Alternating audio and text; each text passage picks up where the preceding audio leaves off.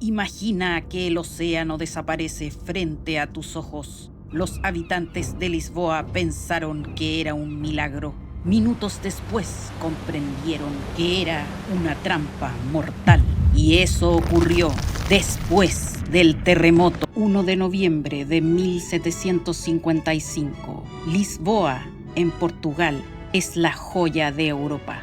Una capital de oro y mármol. Es el día de todos los santos. Miles de personas están dentro de las iglesias, rodeadas de velas encendidas.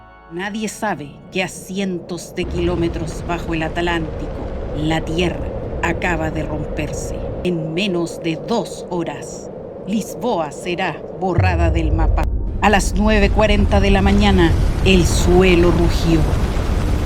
Durante 6 minutos eternos, la ciudad se desmoronó, pero el terremoto fue solo el principio. Edificios enteros empezaron a partirse, iglesias colapsaron sobre miles de personas que estaban rezando. El suelo se abría. Algunos testigos describieron grietas tan profundas que parecían tragarse carruajes enteros.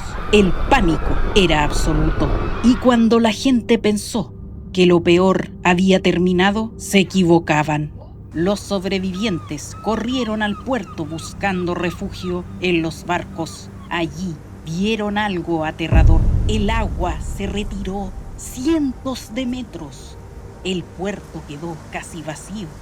La gente miraba confundida, dejando al descubierto barcos hundidos y tesoros antiguos. Algunos incluso caminaron hacia el fondo marino, observando restos de naufragios y mercancías perdidas. No sabían que estaban viendo una de las señales más aterradoras de un mega tsunami.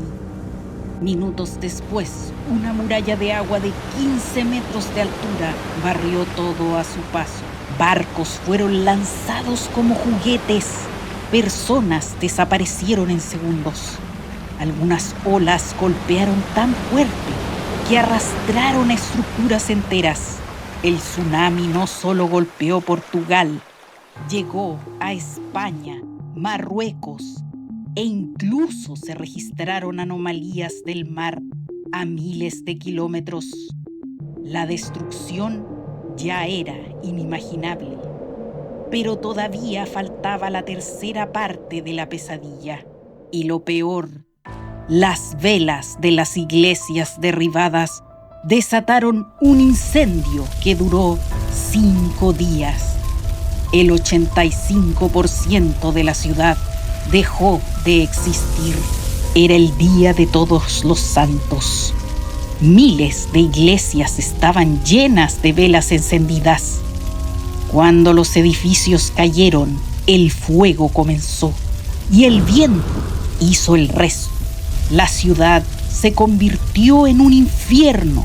Muchas personas sobrevivientes al terremoto no tuvieron igual suerte, atrapadas por los incendios. Lisboa pasó de ser una joya europea a una ciudad irreconocible. Las estimaciones hablan de decenas de miles de muertos. Y ahora venía una pregunta aterradora. ¿Cómo explicas algo así? Mientras el rey entraba en pánico, surgió una figura clave, el marqués de Pombal. Él no buscó culpables divinos. Su orden fue clara: enterrar a los muertos y dar de comer a los vivos. Mientras el caos dominaba las calles, el rey quedó completamente traumatizado. Se dice que después del terremoto desarrolló miedo a vivir bajo techos y evitaba edificios cerrados. Pero Pombal reaccionó distinto. No perdió tiempo buscando explicaciones sobrenaturales. Quería respuestas reales, y eso era extremadamente raro para la época. Pombal hizo algo que nadie había hecho antes. Envió cuestionarios a cada rincón del país. Las preguntas eran sorprendentemente innovadoras. ¿A qué hora ocurrió? ¿Cuánto duró? ¿En qué dirección se movieron los objetos? ¿El mar cambió?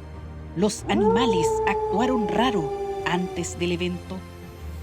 Por primera vez, alguien intentaba estudiar un desastre natural usando evidencia, no superstición, no castigos divinos, con datos. Sin saberlo, Lisboa estaba ayudando a crear una nueva forma de entender el mundo. Pero el impacto más fuerte no fue físico, fue mental. Este desastre no solo cambió la arquitectura, cambió la mente humana. Filósofos como Voltaire usaron Lisboa para decir: si esto puede pasar en un día sagrado, quizás el mundo no es el lugar perfecto que nos dijeron. Fue el golpe final que impulsó la Ilustración en Europa. Este terrible suceso sacudió la fe. La gente empezó a hacerse preguntas incómodas. ¿Era un castigo divino o simplemente un desastre natural sin propósito? Por eso algunos historiadores dicen algo provocador, que el terremoto de Lisboa acabó con Dios. No literalmente, pero sí destruyó muchas certezas. Lisboa se reconstruyó con las primeras estructuras antisísmicas del mundo, llamadas jaulas pombalinas. Y aquí viene un detalle increíble.